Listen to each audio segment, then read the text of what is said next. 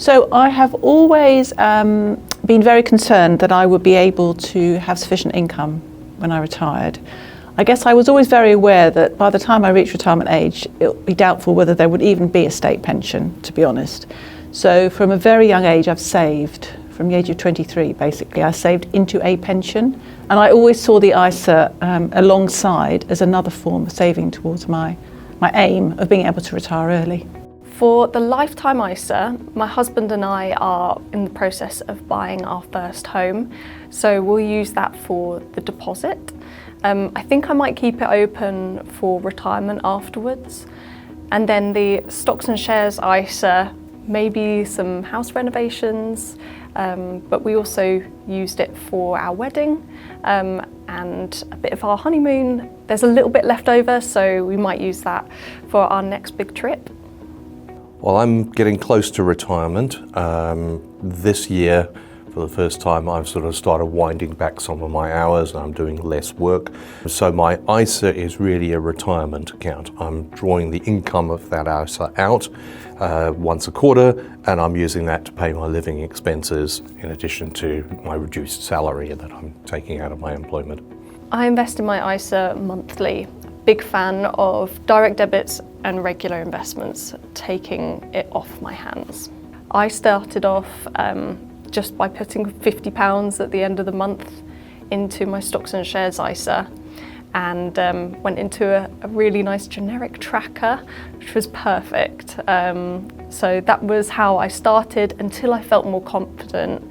Then I started researching funds a little more, diversifying my portfolio, and really thinking about the goals that I wanted it to achieve. My approach is probably quite speculative, especially in the early days, because I was quite prepared to lose everything. I understood that when you invested, you potentially could lose everything that you invested. I think over time, and with what I've learnt, is the importance of diversification. So once my portfolio was of a sufficient size, I would actually then look to make sure that I had diversification across industries, across geographies, and I tended to probably at that point invest probably more in funds than directly in shares.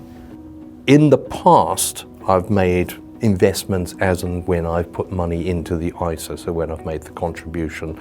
Don't necessarily invest immediately. In terms of how often I make those investments, it used to be about once a quarter, because that's when the funds were flowing into the ISA, but it didn't need to be on that day.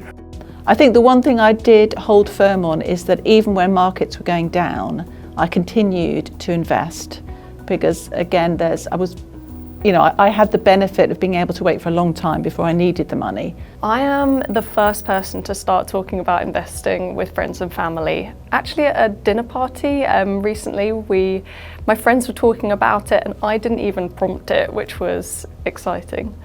So in terms of using AJ Bell, and we have been with you for quite a long time, I find it very straightforward to use. Most things you can do online.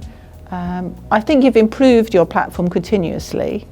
So in terms of being able to research either existing holdings or potential holdings, it's become easier. I certainly enjoy using your fund screening service, because that to me, there's so many funds available, it helps you to just narrow down your choices. So I think it works very well. When I have had to deal, and if I've had to phone up to deal, it's always been very efficient and very quick. So generally, I found it a very good service. What I like about AJ Bell, it's pretty easy to use, it's intuitive. There's a very broad range of potential investments. I think knowing that I'm doing something for future me is really, it makes me feel confident and just prepared.